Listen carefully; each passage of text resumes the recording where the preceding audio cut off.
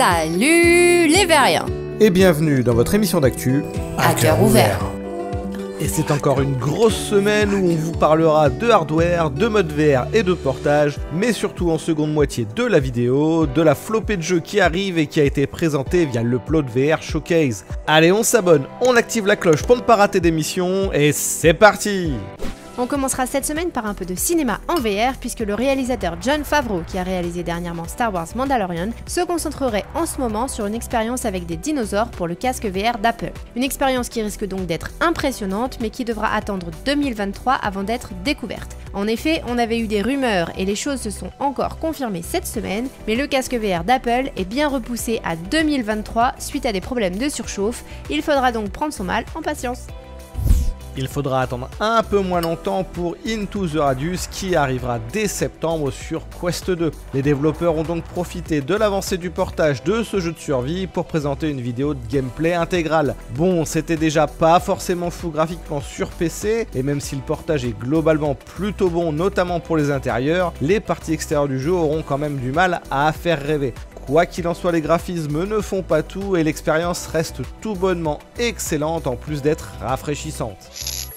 Rafraîchissant aussi et très bien noté sur Steam, c'est le jeu Beanstalker qui est sorti en version définitive cette semaine. Il proposera pour son lancement une promo de 50%, ce qui vous ramène le jeu à 10 €. Le titre vous propose de devenir un chasseur de créatures dans un nouveau mode de vie vertical, puisque vous êtes constamment en escalade sur un haricot magique géant. Vous pourrez vous déplacer de partout avec un grappin et il faudra au fil du temps customiser vos équipements pour améliorer vos performances de chasse. L'un des atouts du jeu est de proposer chaque fois que vous mettrez votre casque sur la tête un haricot magique et des quêtes différentes puisque tout est généré de manière procédurale. Et on continue la chasse aux monstres avec le mode VR de Deep Rock Galactic qui est enfin accessible à tous en version bêta. Ce titre coopératif culte sur PC propose à 4 joueurs de plonger dans des cavernes périlleuses à la recherche de minéraux précieux tout en combattant des hordes de bestioles extraterrestres. La conversion VR est partie pour être de grande qualité, mais vous allez rencontrer pas mal de bugs à ce stade. On rappelle également que le jeu se veut plutôt rapide et combiné à un manque de fluidité, ça peut être un peu compliqué à jouer pour la team fragile dont je fais partie. Quoi qu'il en soit, on vous laisse le lien du mode dans la description de la vidéo si vous êtes fan du genre.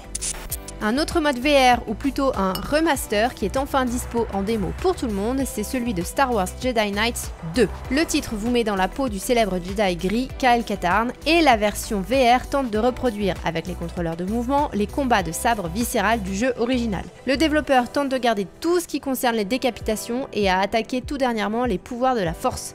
Et la partie hyper course et super saut risque d'être compliquée pour moi, mais on fera avec, hein. Le rendu graphique est en tout cas tout bonnement excellent puisque le titre utilise l'Unreal Engine 5. Vous pouvez soutenir le développeur par Patreon si vous le souhaitez, mais ce n'est pas nécessaire pour tester la démo en lien dans la description. Tiens, prends ça! Meurs! Pourriture de communistes! Et un jeu qu'on n'a toujours pas testé, c'est le Metaverse Victoria VR à base d'Unreal Engine et de MetaHuman. Conçu avec tout un système de tokens et de crypto, ce projet qui avance en sous-marin a fait un peu parler de lui dernièrement et a montré des éléments en alpha. Du coup, c'est d'ailleurs pas forcément malin, étant donné que le jeu veut se démarquer par la technique. Et montrer un système d'overboard dans un niveau un peu crade n'est pas franchement vendeur. Quoi qu'il en soit, on continuera de suivre le projet avec attention et de vous tenir informés. Allez, avant de causer de la déferlante de jeu, c'est le moment de... L'instant des contracts. J'avais envie de causer un peu de cartes graphiques aujourd'hui pour deux choses. La première, les rumeurs se confirment et la 4090 aurait bien 2 fois plus de puissance brute qu'une 3090 Ti. Ce qui est une bonne nouvelle pour tous ceux qui font des rendus 3D comme nous. Et on pourra du coup aussi s'attendre à 40% de FPS en plus pour les simulations, pour les gamers VR, ce qui est pas mal. Et avec ça, il y a une seconde bonne nouvelle, c'est qu'on commence à avoir des RTX 3000 custom avec des prix enfin raisonnables. Ce qui laisse à penser que les RTX 4000 arrivent bientôt, et donc si vous voulez une carte graphique à bon prix, c'est peut-être enfin maintenant qu'il faut aller les chercher. Allez, actu suivante.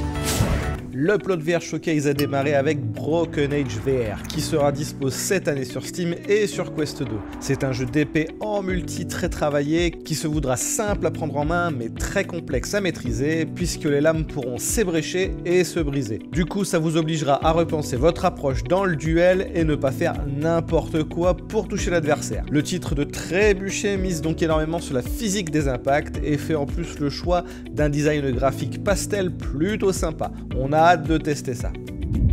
On reste dans le combat en duel avec Final Fury qui sera lui prévu pour 2023. Le concept est un peu particulier et tente de réinventer le versus fighting pour la VR. Le trailer présente donc la première combattante du jeu et pour faire baisser la barre de vie de votre adversaire, il ne faudra plus faire des quarts de cercle. Cette fois, pour lancer vos coups spéciaux, il faudra faire des mouvements de bras. On retrouve d'ailleurs ce qui semble être des ultis puisque le personnage tire des missiles comme Pharah dans Overwatch. Spire 2 a profité de l'Upload VR Showcase pour présenter son nouveau gameplay. Ce jeu d'action infiltration inspiré de Metal Gear Solid ou de Deus Ex vous mettra désormais dans la peau de 2 robots contrôlés à distance. Et ces robots sont complètement différents afin de varier les possibilités.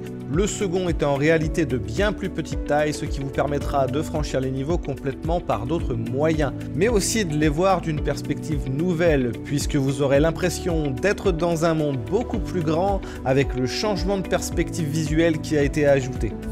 On a enfin un peu plus de perspective sur Gambit qui a dévoilé un trailer de gameplay. Ce jeu de tir en coopération se veut plutôt brutal avec une ambiance et des dialogues volontairement décalés et grossiers. En développement depuis 2020, le titre de X-Real Games proposera donc une belle promesse sur Quest 2 et PC puisqu'il comportera une campagne d'une vingtaine d'heures, 9 niveaux en 3 chapitres, des dizaines d'armes et une myriade d'accessoires et de skins. Gambit proposera du deathmatch, des mini-jeux, des classements, de l'escalade, des graffitis, des récompenses cachées ainsi que des combats de boss. Ça sent le jeu qui a pris son temps et qui a bien eu le temps d'être peaufiné.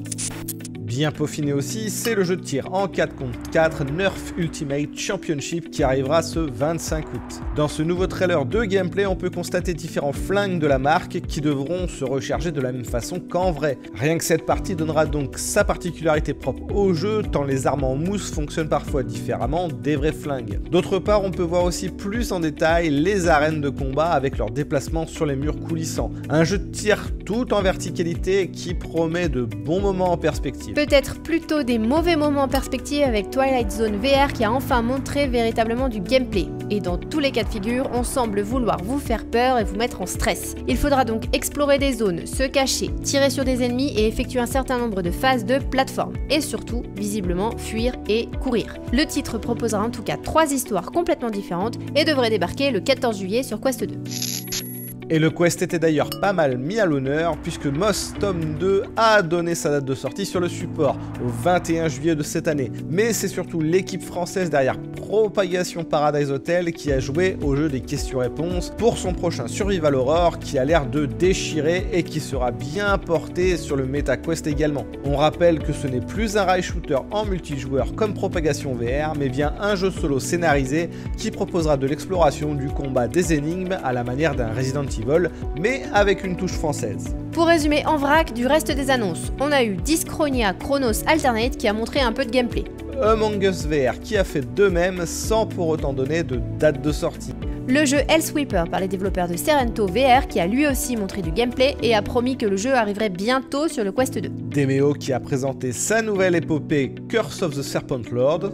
Stride qui propose enfin son mode multijoueur sur toutes les plateformes. Cities VR qui présente les nouvelles mises à jour de son jeu. Unplugged et Ragnarok qui ajoutent tous deux des DLC à leur titre. Et l'un des plus beaux jeux VR Hubris qui a montré un peu de nouveau gameplay et qui est annoncé pour cet hiver. Vous retrouverez bien évidemment en description de la vidéo les trailers respectifs à tous ces jeux. Allez, il est l'heure de la question. Comme chaque semaine, on retient une question dans les commentaires pour l'émission suivante, et cette fois, c'est Skinova qui demande s'il est possible de lancer des jeux Steam prévus pour Oculus avec l'API de Steam VR afin d'avoir les overlays comme FPS VR. Et oui, c'est encore possible. Alors, pour ce faire, il faut aller chercher le point exe du jeu en question dans le répertoire de Steam Apps, Common et le nom de ton jeu, et faire clic droit et forcer une compatibilité avec Windows 7. Sinon, tu peux aussi lancer Oculus Debug Tool qui te permet d'afficher diverses infos, dont le framerate en overlay. Et voilà, c'est fini pour cette semaine, on espère que ça vous a plu. Si c'est le cas, n'oublie pas le pouce et un petit commentaire pour les algos YouTube. Et on vous dit à la semaine prochaine. Ciao ciao.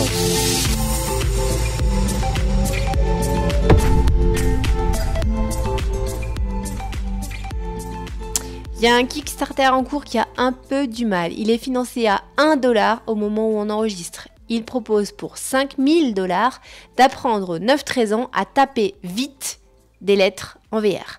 Une expérience fun et efficace, paraît-il. Bon, outre le concept qui a l'air d'avoir aucun intérêt, hein, franchement, je suis pas complètement sûre que la personne ait compris qu'un casque VR était plutôt destiné au-delà de 13 ans pour ne pas risquer de compromettre le développement de la vue de l'enfant. La sienne, d'ailleurs, doit être pas top parce qu'il n'a pas vu qu'il a laissé la souris sur sa vidéo de présentation. C'est bête.